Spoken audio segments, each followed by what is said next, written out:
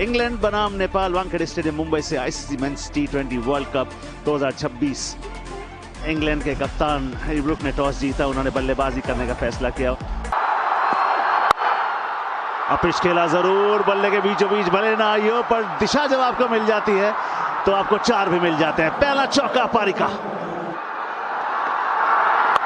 Toss टप delivery हवा में, क्या ये विकेट होगा? पहली सफलता मल्ला के नाम। व्हाट अ फैंटास्टिक डेब्यू, और विकेट भी किसका? फिल सॉल्ट का। फिल सॉल्ट को आउट किया 1 पे, 5 पे गिरी पहली विकेट इंग्लैंड की। जेकब बेथल आ गए हैं बल्लेबाजी करने के लिए।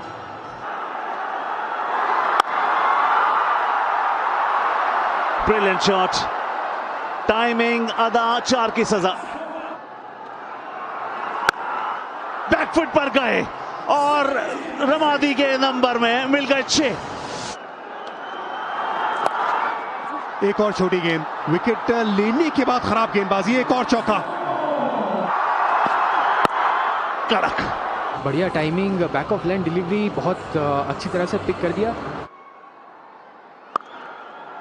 ये बेहतरीन शॉट, 4 रन मिल जाएंगे यहां पर बटलर को।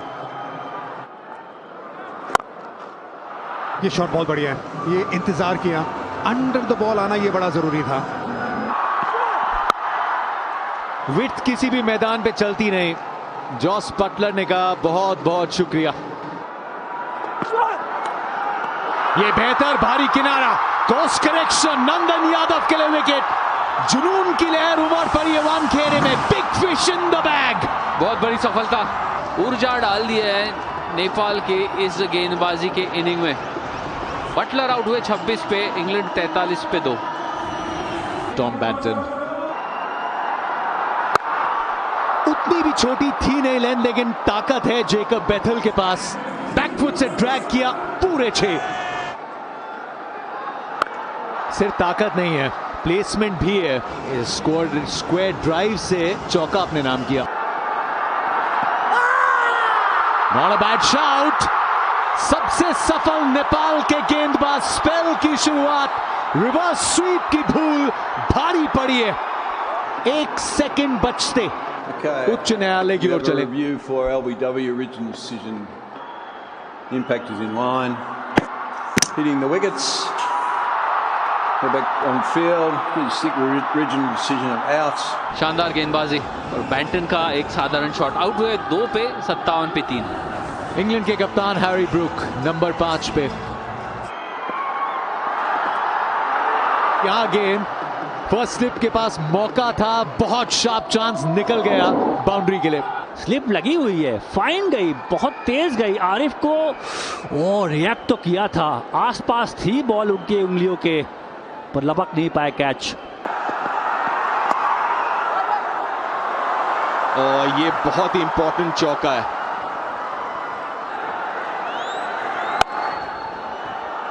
और इस बार गैप ढूंढ निकाला है। ओवर समाप्त होगा चौके के साथ। कमाल का छक्का। एक और यहां पे गूगली की कोशिश, टांग पे, बहुत बढ़िया शॉट जेकब बेथल द्वारा। और अर्शतक पूरा, नपी तुली पारी, 28 गेंदों पे आया यह अर्शतक जेकब बेथल का। चिप कर दिया एक्स्ट्रा कवर के ऊपर से, गैप में। थोड़ी सी धीमी जरूर है, लेकिन फिर भी बाउंड्री तक पहुंच ही जाएगी गेंद। ये अच्छा शॉट है, ये बुरा गेंद बिल्कुल नहीं था।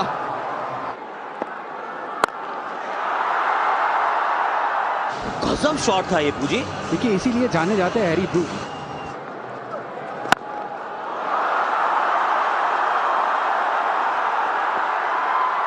यहां पकड़े गए हैं।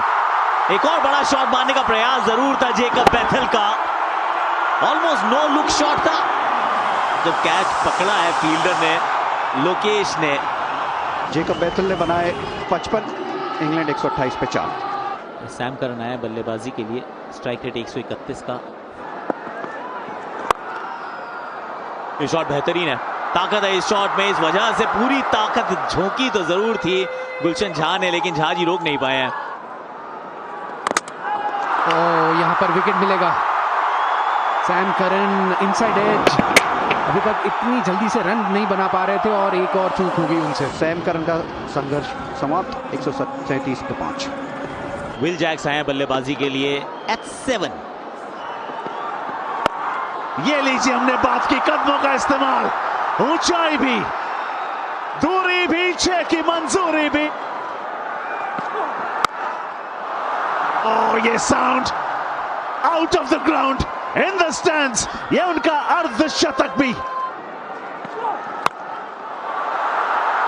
एक हाथ छोड़ दिया था, गेंद हवा में, मौका बन सकता है, मौका बना, जी हां, 53 पर पारी समाप्त इंग्लिश कैप्टन की। फील्डिंग अच्छी है, 2 फील्डर गए थे पर अच्छी कॉलिंग, पारी शानदार थी, खेले अच्छा, 53 बना के आउट हुए इंग्लैंड 157 पे 6।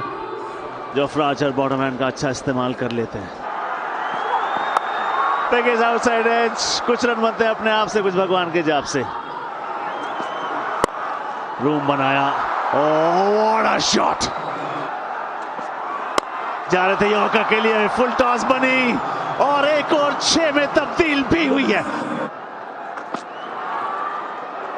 अरे भाग जाओ, स्ट्राइक पे ग्रुप को लाओ, कोई बात नहीं, आपने विकेट यहाँ गवाया है, कुर्बानी दी है, पर ये 2 गेंदे सेट बल्लेबाज खेले, बेहतर प्लान है जैक्स के लिए। आर्चर ने एक बनाया और दौड़कर चले गए। प्रवीण 178 पे 7। किस तरीके से समापन होगा पारी का? छक्के के साथ होगा, दिशा भी, दूरी भी, 6 भी, 184 पे 7 और अंत में जाके 184 पर थमी है ये पारी।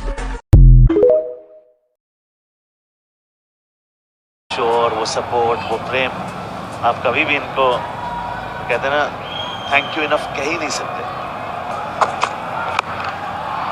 अपेश, पारी की पहली बाउंड्री, स्वागत कीजिए। बहुत बढ़िया शॉट, पॉइंट के ऊपर से ये गेंद आगे जरूर डाली थी, तैयार थे गुरतेल यहाँ पर गेंद के लिए कि ऊपर अगर आएगी तो ऊपर से मार देंगे, और वही किया उन्होंने, पॉइंट के ऊपर से ये गेंद को।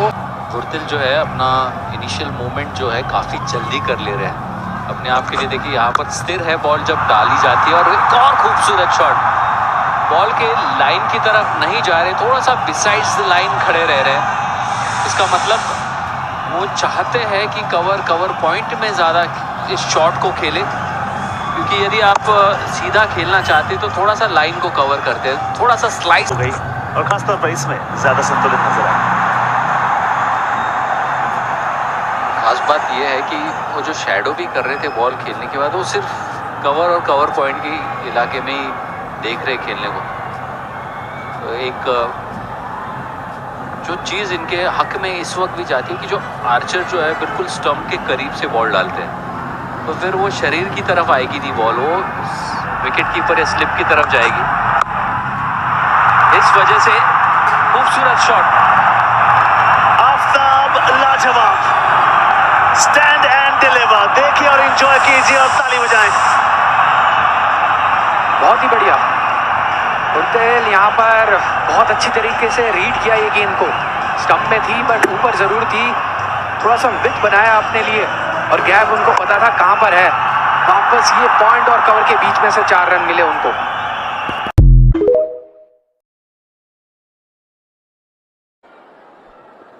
अच्छा लगा वो देख के, और कल रोहित को भी मैदान में देख के, मैच के पहले वर्ल्ड कप के साथ उतरे मैदान में, ये गैप में खेला है, शुरुआत चौके के साथ, समाप्त पिछला छक्का, और ये शुरुआत चौका। पिछली 7 गेंदों में 2 चौके और 1 छक्का लग चुका है, बीच में सिंगल भी आया है। ये जो मिजाज है बल्लेबाज का, ये सबूत है कि भाई यहाँ पे ये खेलने आया है। ये नेपाल की टीम हमेशा जो स्पिरिट की बात करते हैं उनका हाई होता है, हमेशा लड़ाई करती है। 2 विकेट गिरी है यहाँ पे, और पर बाउंड्री मारना नहीं भूले। बॉल टर्न हो रहा है, बॉल स्लो डाल रहे हैं, पर क्योंकि बल्लेबाज वो अंदाजा लगा पा रहे हैं कि बॉल कितनी टर्न होगी और उसके मुताबिक शॉट लगा रहे हैं। तो बहुत उम्दा अभी तक पार्टनरशिप लगी यहाँ पे, 12 बॉल 22 की पार्टनरशिप है। सडनली ना एक बल्लेबाज आता है जिसकी चहलकदमी बहुत जबरदस्त होती है, चीजें बदल जाती हैं। दीपेंद्र सिंह ऐरी जैसे ही आए हैं, एक हलचल सी हुई है मैदान में। देखिए, हमने वो फास्टेस्ट हाफ सेंचुरी की बात की, 6 छक्के 1 ओवर में लगाए, लेकिन ये कारनामा 2 बार किया है। 6 छक्के लगाना 1 ओवर में, 1 नहीं 2 बार करना, वो काम दीपेंद्र सिंह ऐरी ने किया है। उनके आते ही वो फुटवर्क भी कमाल का देखने को मिला है, और सडनली एक अर्जेंसी नजर आई है मैदान में नेपाल के लिए। बिजी खिलाड़ी हैं, कुछ ना कुछ करते रहते हैं। रनिंग बिटवीन अच्छा है और लंबी पारियां भी खेल सकते हैं। तो ये जो साझेदारी है दोनों की, अगर हम बात करें, रोहित और दीपेंद्र दोनों एक ऐसे बहुत ही सुलझे हुए बल्लेबाज, काफी अनुभव भी इनके पास है।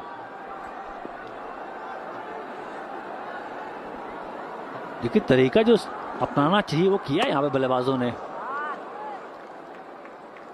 जब बुरतल आया उन्होंने पहले ओवर में 3 चौके जरूर दिए, तो जो चेस का जो मिजाज होता है बिल्कुल सही है, स्पॉट ऑन है। प्लानिंग में कोई कमी नहीं है कि कैसे चेस करना है, किस मंशा के साथ बाउंड्री मार रहे। 3 चौके लगाए थे पहले ओवर में आर्चर को। ये भी गैप में है, खत्म भी चौके के साथ ही होगा ये ओवर। 8 ओवर्स में जिस तरीके से शुरुआत की है इसको बरकरार रख सकते हैं। विकेट मिली थी डॉसन को, पहली विकेट इन्हीं के जरिए आई थी, पावर प्ले में आई थी, अब फील्ड खुली हुई। हाल की एंगल के साथ रनिंग बिटवीन द विकेट देखिए, पहला तेज गति से लिया है और दूसरे के लिए आसानी से वापस पहुंचेंगे संजय बांगर। वरुण आर्यन गेम ऑन पूरी तरह से। और नेपाल ने वो 2 विकेट खोने के बावजूद भी हौसला नहीं खोया है।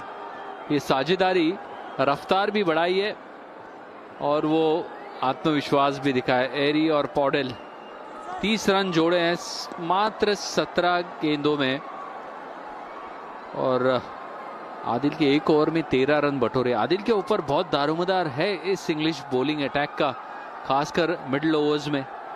तो यदि स्पिनर्स को अच्छा खेल जाते हैं तो फिर कठिनाइयां होगी इंग्लैंड को टारगेट को डिफेंड करने के लिए। एक बार फिर से स्प्रिंट देखिए पॉडेल की, अब फील्डर्स को भी स्प्रिंट लगानी पड़ेगी। वरुण आर्यन नेपाल से आते हैं, पहाड़ी हैं, VO2 मैक्स में इनको कोई बीट कर नहीं पाएगा, चांस ही नहीं है। ऑक्सीजन की कमी नहीं है इनकी ब्लड में, जैसे भागते हैं, तेज भागते हैं, फिटनेस बहुत अच्छा। जितने भी पहाड़ी प्लेयर्स होते हैं, MS धोनी भी रांची के हैं पर पहाड़ी है, उनका रनिंग बिटवीन द विकेट्स भी वैसे ही। और थोड़ी सी सोच, हमने तो ये सवाल पूछा था जोफ्रा आर्चर को कैसा खेलेंगे, उसका बड़ा करारा जवाब दिया उनके पहले ओवर में 3 चौके जड़ के। लेकिन स्पिन, ये तो ताकत होनी चाहिए इस टीम की। शायद इंग्लैंड की जो सोच थी वो बाउंड्रीज के जरिए ज्यादा निर्भर करते हैं, ये अपनी रनिंग बिटवीन द विकेट और बाउंड्री के साथ आगे की तरफ चल रहे हैं।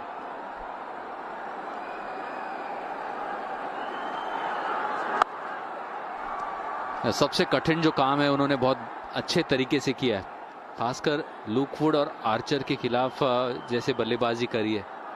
और अब 3 स्पिनर्स जो बीच में इस्तेमाल कर रहे हैं इंग्लैंड, डॉसन, जैक्स, आदिल। अभी तक सैम करन के पास गए नहीं है, जानते वो खतरा है कि थोड़ी सी धीमी रफ्तार की गेंदबाजी के ऊपर ये प्रहार कर सकते हैं, तो स्पिनर के ऊपर और थोड़ा सा घुमाव मिल भी रहा है।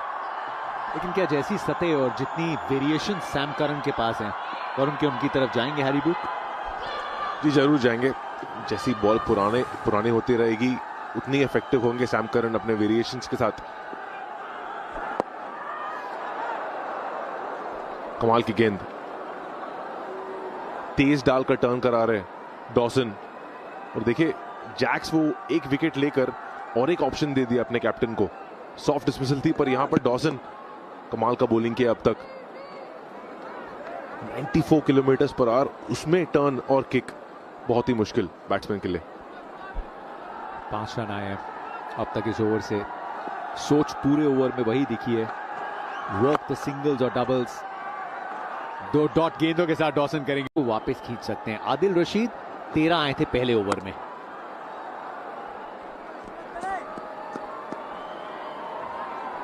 देखिए प्री डिटर्मिन्ड नहीं सो सकते इस वक्त, क्योंकि आदिल रशीद एक्सपीरियंस बॉलर है जरूर। 13 रन के लिए गए पहले ओवर में, पर विकेट यही निकालते हैं इंग्लैंड के लिए, ब्रेक थ्रू यही दिलाते हैं। और बहुत धीमी रफ्तार से डाल रहे हैं, और धीमी रफ्तार ये नहीं कि उस बॉल के ऊपर कोई वर्क नहीं है, वो रेव्स तो दे रहे हैं।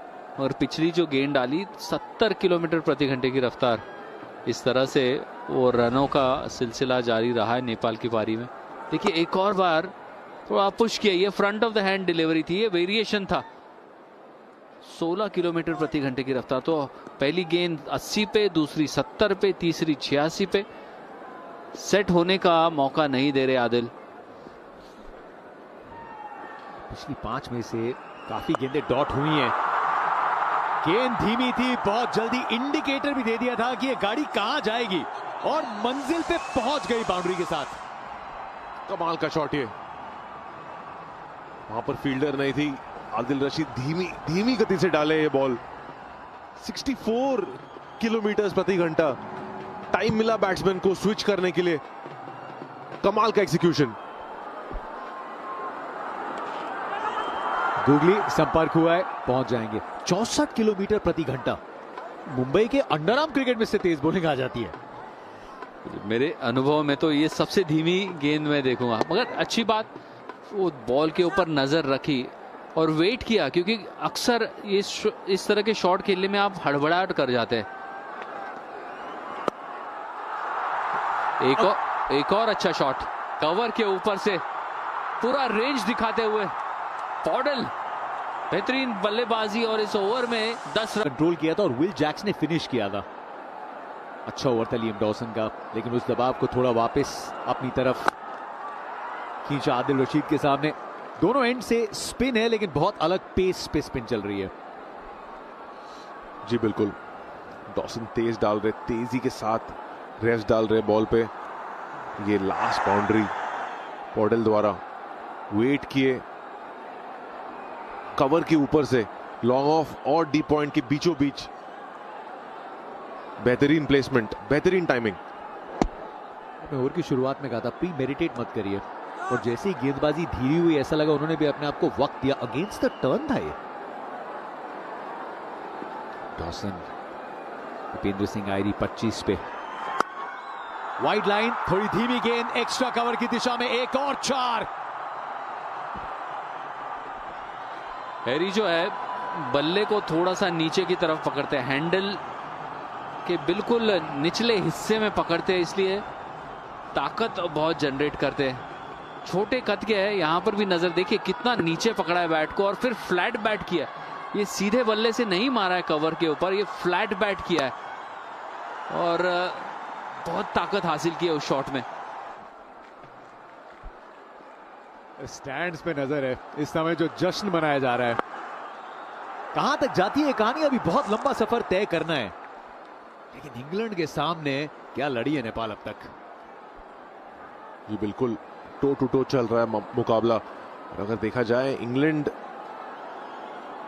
का जो प्लान है आउटसाइड दी ऑफ स्टंप धीमी गति से, वो वर्क नहीं कर रहा है दोनों बैट्समैन के खिलाफ। अगर देखेंगे पिछले ओवर में भी जो भी डिलीवरी दोनों स्पिनर द्वारा आउटसाइड दी ऑफ स्टंप डाला गया है, उसमें दोनों बैट्समैन ने प्रहार किया है। स्टंप टू स्टंप मुझे लगता है कि बेटर ऑप्शन है। इसी का बात कर रहा था मैं, पिचिंग ऑन ऑफ और वहां से लेके जाइए। दोनों बॉलर, दोनों स्पिनर विकेट ढूंढ रहे, पर ऐसे विकेट पर आपको विकेट बैट्समैन का गलती से ही मिल जाएगा। बेहतरीन डिलीवरी, खुद अंदाजा, स्पिन के साथ साथ बाउंस भी। क्रॉस पैटेड शॉट, थोड़ा जोखिम बढ़ सकता है। पिछली गेंद पे किया, क्या रिपीट करेंगे डॉसन? करेंगे ऊपर वाली लेंथ, सिंगल। और बहुत अच्छी बल्लेबाजी देखने को मिली है। अब तक सिर्फ 24 डॉट गेंदें खेली है, तो सिंगल डबल सिर्फ बाउंड्री के ऊपर वो नज़र रखी नहीं है, बाउंड्रीज भी लगाई, 11 बाउंड्रीज, 2 सिक्सेस, उसके साथ सिर्फ 24 डॉट बॉल। एक आदर्श पारी जिस तरह से आप रचना करना चाहते चेज में, उस तरह से कर रहे हैं।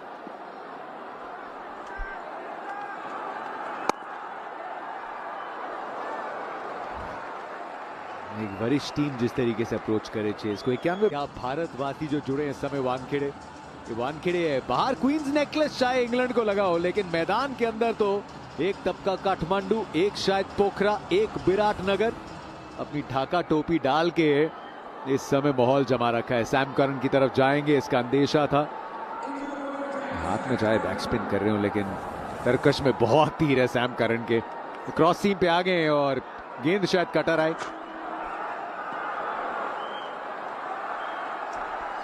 स्टार्ट करते हैं वाइड के साथ। सैम करन जरूर अपना वेरिएशंस दिखाएंगे, चेंज ऑफ पेस, अलग अलग तरीके के स्लोअर डालते हैं सैम करन। बहुत ही इंटेलिजेंट क्रिकेटर है। यहां इंग्लैंड के नजरिया से एक विकेट की सख्त जरूरत।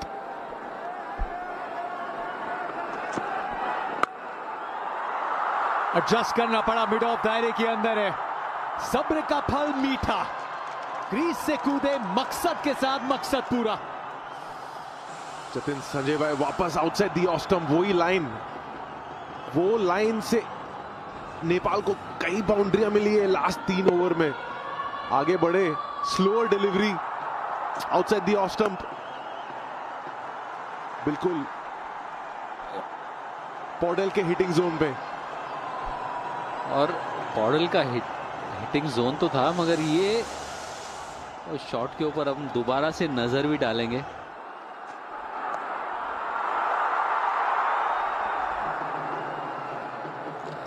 तो वो एक डबल फुटवर्क, मतलब पहले स्टेप आउट कर दिया, फिर उसके बाद दोबारा से स्टेप आउट कर दिया मतलब डबल स्टेप आउट हुआ है वहां पर। और ये दूसरी बार हुआ है कि इतनी धीमी गति से गेंदबाजी हुई, पहले आदिल से और अब सैम करन से। और सैम करन ये प्रेडिक्टेबल हो गया है, मतलब अगर आप उनके प्रीवियस मैचेस के वीडियोस देखेंगे तो वहां से आपको ये सीख प्राप्त करने का मौका मिलता है। सैम करन की वेरिएशन अब ये तेज वाली गेंद है।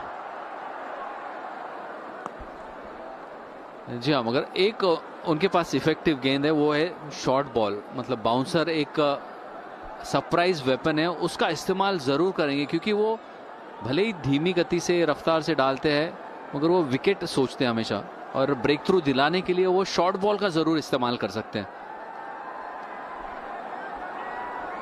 शॉर्ट बॉल और विथ ना दे, क्योंकि लास्ट 3-4 ओवर से जितनी भी बाउंड्री आई है ऑफ साइड पे आई है। ये बेहतर है, स्लोअर बॉल डाले, करीब डाले बैट्समैन के।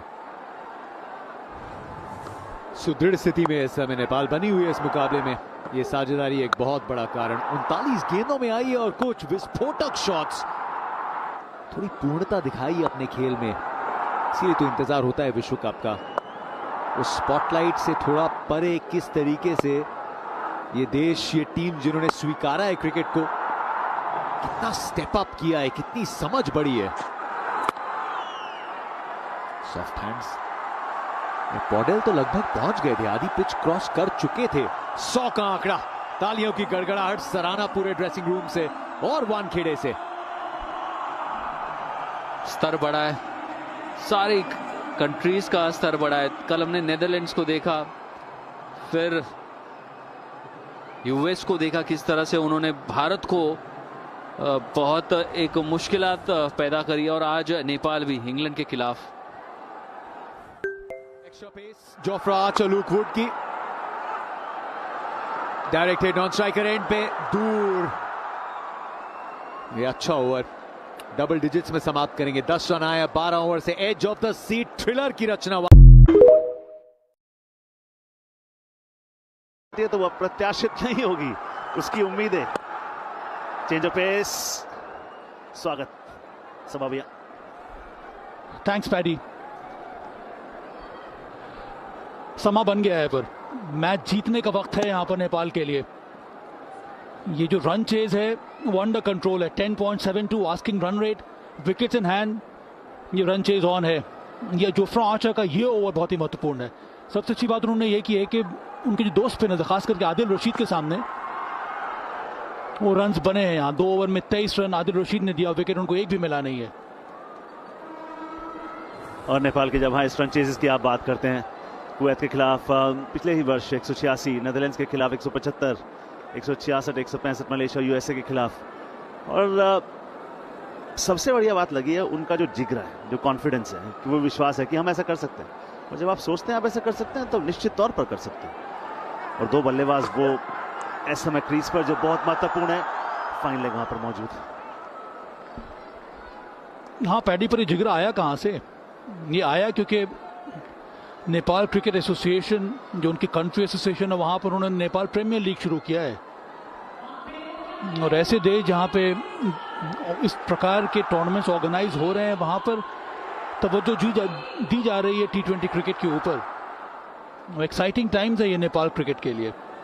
T20 में किस तरह की बैटिंग करनी है, क्या अप्रोच होना चाहिए, वो बहुत कुछ आपको सीखने को मिलता है। वही हमें यहाँ भी नजर आ रहा है। बाउंसर यहाँ पर, और कमेंट्री बॉक्स में बात करें तो हम तीनों में एक समानता है। एक मेरे ऐसे अग्रज हैं जो मुझे कभी भी डांट सकते हैं, एक मेरे ऐसे अनुज हैं जो मुझसे कभी भी कुछ भी मांग सकते हैं। क्या जोड़ता है सबब हम तीनों को, बताइए। मेरी जरूरत की मैं डांट दूं वो भी पैडी को। पर अच्छी बात यह है कि हम तीनों बिलोंग करते हैं बहुत ही प्रेस्टिजियस इंस्टीट्यूशन से जिसका नाम है Hindu college. So blessed and honoured Delhi university के हम तीनों उसी कॉलेज से ग्रेजुएट करके हम तीनों साथ हैं और आप हमारी आवाज सुन रहे हैं। मुश्किल जरूर हुई लेकिन हो गया है। मौका जी नहीं, नो मैंस लैंड में गिरा दीप। अब ये थोड़ा सा मुश्किल वक्त है क्योंकि बहुत अच्छा काम अभी तक इन दोनों ने किया, 61 रनों की साझेदारी। लेकिन एक होता है अलग प्रेशर जब आप फिनिशिंग लाइन के पास पहुंचते हैं और जब आपको लगता है कि नहीं हम कर सकते हैं, क्योंकि अगर करते हैं जो कि मुमकिन है तो एक बहुत बड़ी जीत होगी नेपाल के लिए, नेपाल क्रिकेट के लिए। अब किस तरीके से उस प्रेशर को हैंडल करती है ये नेपाल की टीम और जो आने वाले बल्लेबाज हैं वो बहुत बड़ा होगा। जी हाँ, फिंगर्स क्रॉस्ड, एब्सोल्युटली। पहला 23 से लिया है और एक से ही संतुष्ट आपको वहां पर होना पड़ेगा। आर्चर का किफायती ओवर समाप्त हुआ, 3 आए 104 पे 2। वो वापस हैं तीसरे ओवर के लिए, लेकिन अभी तक महंगे साबित हुए हैं। अच्छी बात यह थी कि जैसे ही शॉट खेला, यस बोला, पार्टनर ने रिस्पॉन्ड किया। अब मुझे ये देखना है कि आदिल रशीद के अपने पेस में कोई तब्दीली लाते हैं कि नहीं, क्योंकि अगर हम लियम डॉसन को देखें, बहुत अच्छी गेंदबाजी की है, 17 रन दिए 3 ओवर में, लेकिन उनका जो गति है वो तेज था हवा में। वहीं पे क्या आदिल रशीद जो है अपना पेस बढ़ाएंगे या नहीं? हाँ, ये एक्सपेक्टेड है क्योंकि पहला 2 ओवर जो डाला था दीप और पैडी, वो थोड़ी धीमी बॉल डाली थी और वो एक्सपेक्ट नहीं कर रहे थे कि ये दोनों बैटर्स उनके सामने उस प्रकार के शॉट्स खेले। एक रिवर्स स्वीप देखने को मिला, एक इनसाइड आउट कवर के ऊपर देखने को मिला।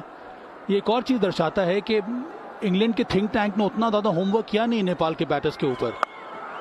अच्छा शॉट, ये बेहतरीन शॉट, ये उड़ान और वो आसमान और वो झूमते दर्शक और वो शोर और वो रोर।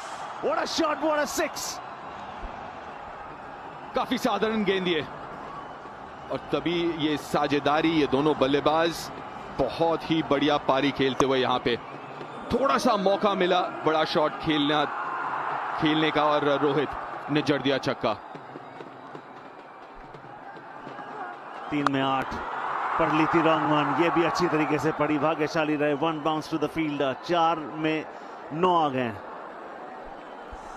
पढ़ना तो आसान होना चाहिए। इस टीम में कितने सारे लेग स्पिनर्स हैं, 2 तो हम लोगों ने आज देख लिए और उसके ऊपर से भूल क्या कि इतनी छोटी गेंद डाल दी आदिल रशीद ने, वो गूगली और छोटी।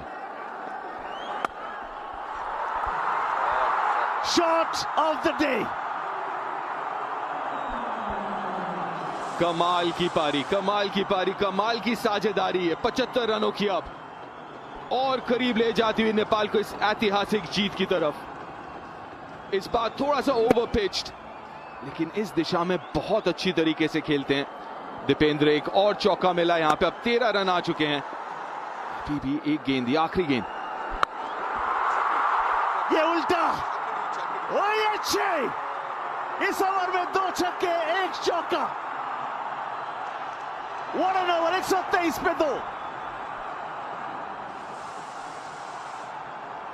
गजब का शॉट, बोल्ड शॉट, ये कॉन्फिडेंस से भरा हुआ शॉट, रिवर्स स्वीप, वो भी कवर के ऊपर से सीधा स्टैंड में।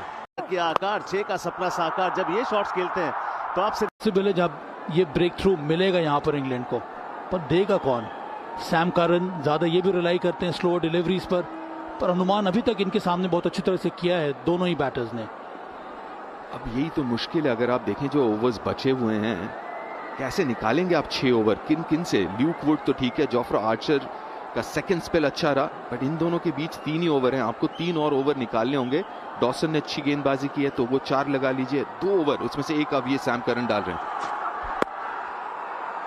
पहले ही मन बना लिया था कि स्ट्राइक रोटेट करेंगे, इसलिए फुल टॉस पर 1 ही रन वहां पर आया। तो जो आप बात करेंगे एक ओवर और सवा भाई, वो कौन डालेगा? जैक्स डालेंगे,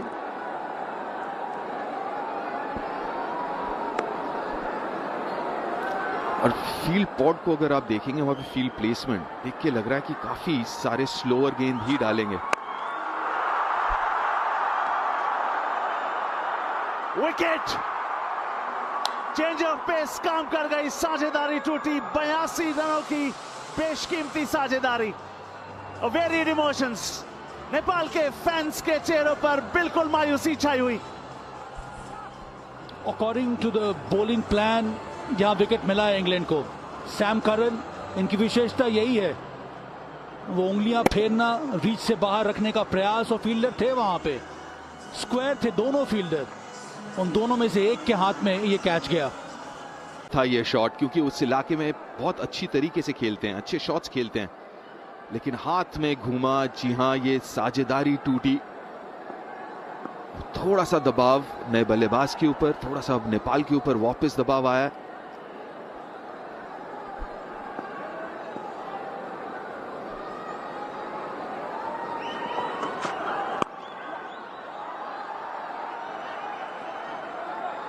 चार गेंदों में 2 रन और 1 विकेट आप गंवा चुके हैं। यहां से रिक्वायर्ड रन रेट यहां से चढ़ना शुरू होगा। 60 चाहिए 32 गेंदों में। आरिफ शेख का जवाब जिक्र करते हैं। सबसे पहली चीज मॉडर्न क्रिकेट में आप स्ट्राइक रेट देखते हैं 112 का, 39 उनका सर्वश्रेष्ठ।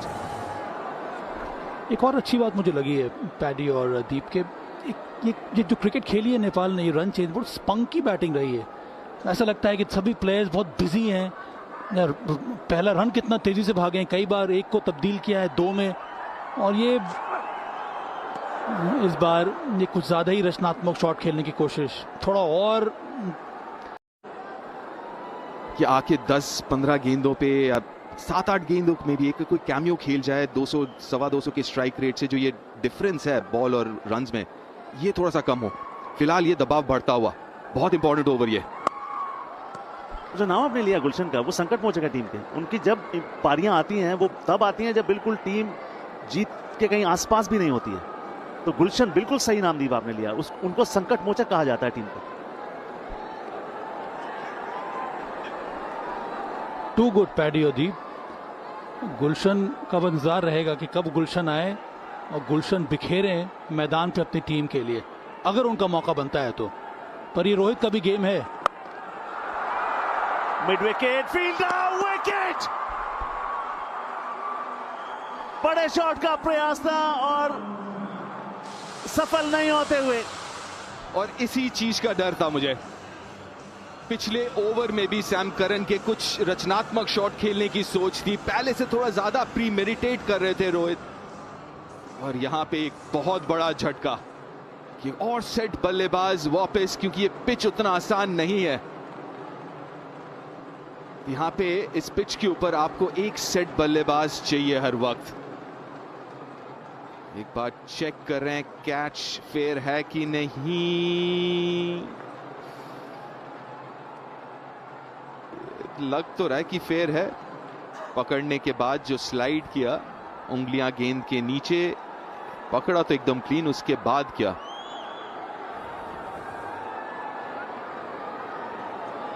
उंगलियां गेंद के नीचे हैं। और बैंडेज फिंगर है एक जो नीचे आपको लगती है, और वो जो व्हाइट स्पॉट आपको दिखेगा वो गेंद नहीं है। जी हाँ, वो कैच तो संपूर्ण कर लिया था, कंट्रोल में अभी भी है, संपूर्ण माना जाना चाहिए, मुकम्मल कैच नजर आ रहा है। हम good catch in the end Phil Salt का। एक और विकेट गिरा, बस थोड़ा इंतजार कर लेते हैं, आएगा वहां पे वो OUT लिखा हुआ आएगा, और आ गया यहाँ पे। क्रंच टाइम था ये, मैच को फिनिश करना एक अलग आर्ट है। यहाँ वापसी हुई है इंग्लैंड की, पारी बेहतरीन खेली, बनाए 39, 126 पे 4। और पिछली 9 गेंदों में पासा पलट गया है। सैम करन का ओवर जहां पे सिर्फ 2 रन आए, और अब ये ओवर डॉसन का बेहतरीन, और ये इस तरीके की कमिटमेंट जब फील्ड में नजर आ रही है। ये बैक टू बैक जो 2 विकेट्स गिरे हैं वो बहुत बड़ा धक्का है नेपाल के इस रन चेज में। ये फिल सॉल्ट का ये कैच कनेक्शन हुआ था, फ्लैट शॉट गया था, उतना एलिवेशन मिला नहीं। अगर एलिवेशन नहीं था तो गैप ढूंढना था, वो भी नहीं हो पाया। इसके पहले आरी का विकेट, उसके बाद यहाँ पे रोहित का विकेट। इसीलिए सबसे बड़ी चुनौती एसोसिएट नेशंस के लिए यही होती है कि जब आपको फिनिश लाइन नजर आ रही है तो वहां तक आप कैसे पहुंचे।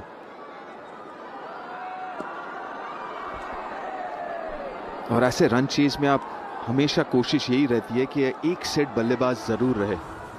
बहरहाल आरिफ भी अभी नए आए हैं, लोकेश भी नए हैं। जब तक आप थोड़ा सा आप अगर वक्त लें तब तक तो खैर मैच ही निकल जाएगा, क्योंकि अब रिक्वायर्ड रन रेट 13.5 के ऊपर। गुलशन को ऊपर डालना चाहिए था, बिल्कुल लाना चाहिए था। इंग्लैंड फिलहाल ऑन टॉप, नेपाल मगर गेम से बाहर कतई नहीं है। 16 ओवर के बाद 129 पे चांस किया सैम करन ने, और अपने परफॉर्मेंस के बूते पर यहाँ एंट्री हुई है उनकी टीम में भी। कुछ दिन पहले दुबई में ये खेल रहे थे, वहां पे गेंदबाजी अच्छी हुई थी, उसके साथ साथ बैटिंग भी अच्छी की थी, वो भी टॉप ऑफ द ऑर्डर में। ये जो पोजीशन है एज अ बैटर वो थोड़ी नीची है सैम करन के लिए, पर क्या समय चुना है वो विकेट लेने का सैम करन ने। बॉल जब थोड़ी ग्रिप करने लगती है, बॉल तो पुरानी हो जाती है, तो ज्यादा प्रभावशाली गेंदबाजी ये करते हैं।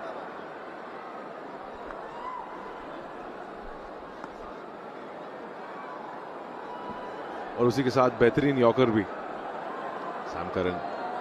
कमाल का कमबैक रहा है पिछले कुछ महीने में, पर यहां काम पूरा नहीं। अभी 2 विकेट मिनिमम चाहिए इंग्लैंड को एक कंफर्टेबल पोजीशन में रहने के लिए। बड़े शॉट चाहिए कुछ। क्या ये वाइड होगा? पहले ही ऑफ स्टंप के बाहर आ गए थे तो शायद बच जाएंगे उसके चलते।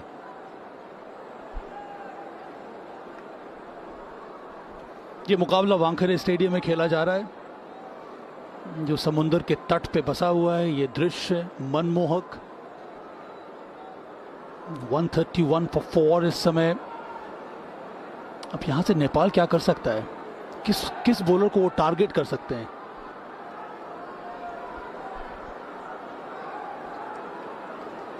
साहब मुझे तो लगता है कि अब किसी एक बॉलर नहीं, अब तो आपको हर एक ओवर में आपको 15.5 का चाहिए। तो अटैक अब सबके खिलाफ।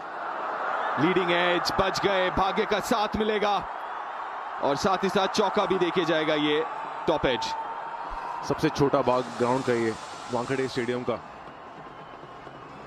काफी विथ ये बॉल में। इसी एक बॉल पे विकेट आया था सैम करन को, लेंथ से ही। बैट्समैन बहुत जल्दी आया शॉट पे, पर यहां पर लकी बैट्समैन जोफ्रा आर्चर के ऊपर से गया है 4 के लिए। इसकी भी जरूरत है नेपाल को, भाग्य की। यहां से अगर 50 रन और बनाने हैं 20 गेंदों में।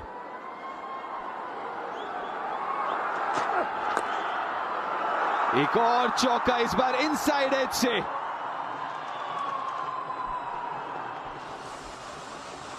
थोड़ी वापसी यहां पर इन दो चौकों के साथ वापसी उम्मीद की।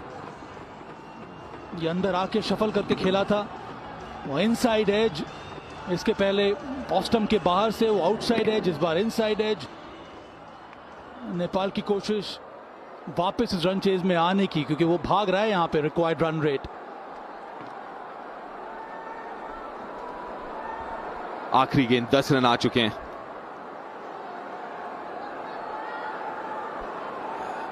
ऐसे कुछ और बड़े शॉट्स चाहिए, बड़े ओवर। इसके बाद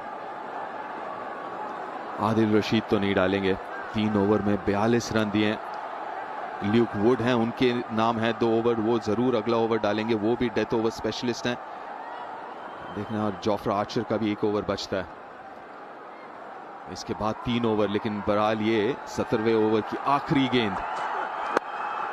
शानदार यॉर्कर, बेहतरीन।